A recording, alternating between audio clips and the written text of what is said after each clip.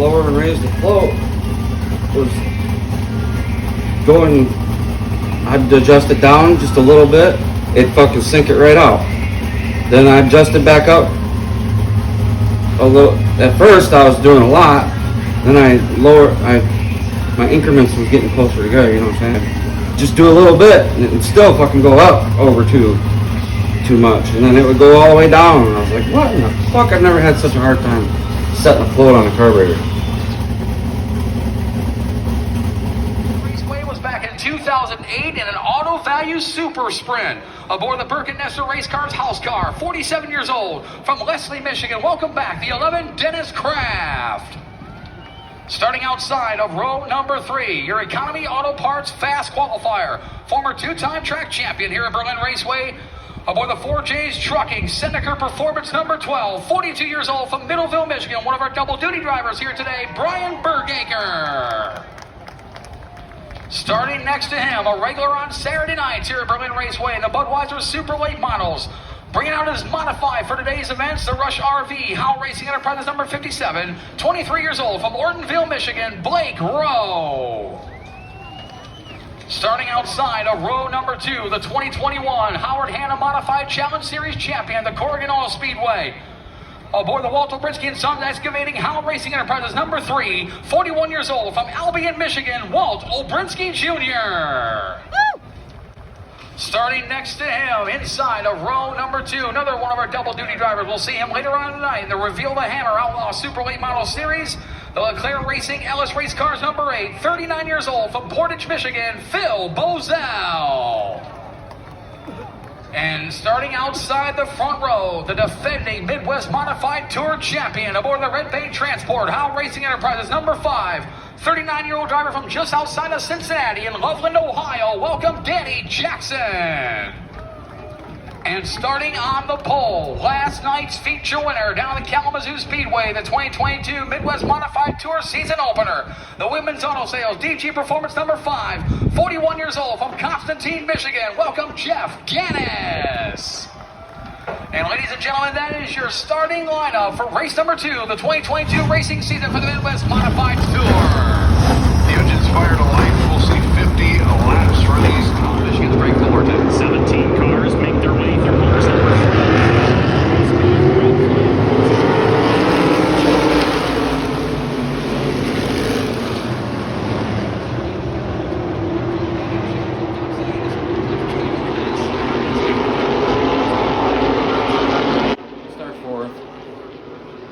And I quickly learned that I had a very good car. But I was wanting to learn the line on the track.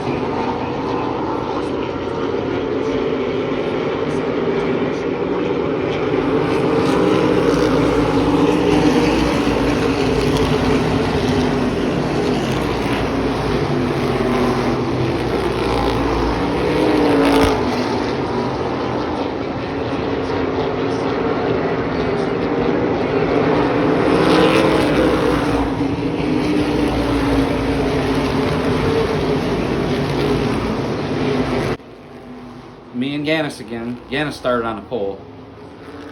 But I get my way quickly up to him. And I'm following him. And just following him and trying to just see kind of how his line was.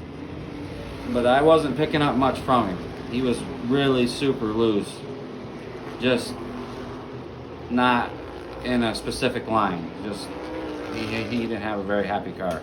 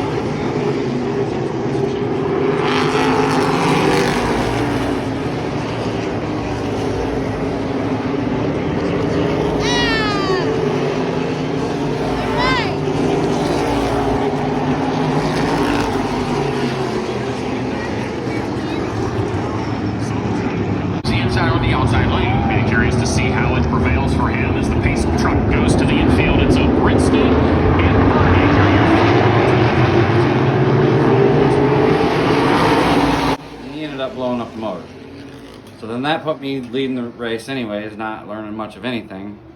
So I just kept running the line I was running. And it was working for me out of 2 and down the backstretch. And I knew it was because it was working that way in practice for me. So I just stuck with that. But I got better at 3 and 4, a lot better at 3 and 4, and just kept my line in 1 and 2 because I just couldn't make anything else work.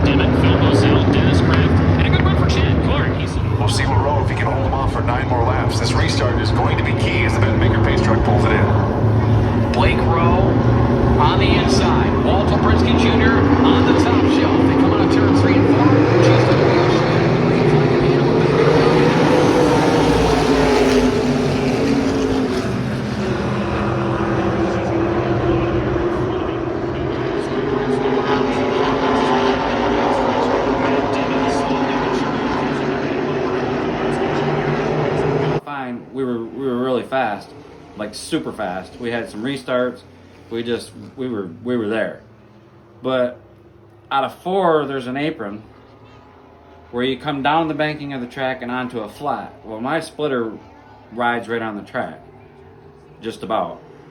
And it kept rubbing that flat.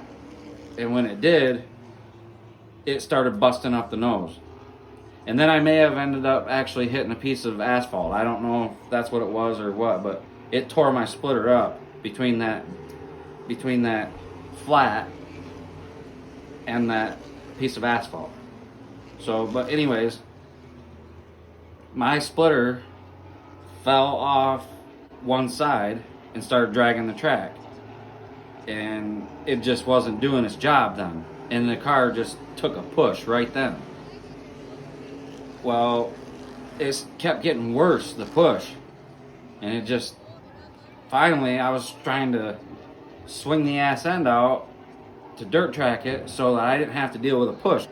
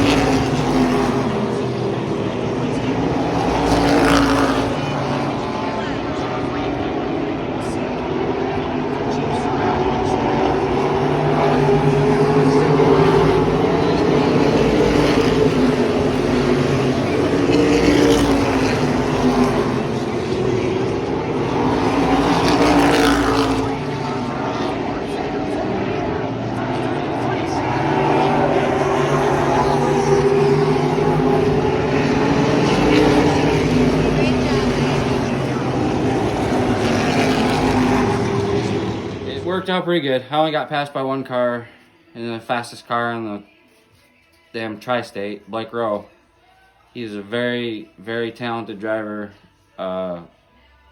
Very patient, very smooth.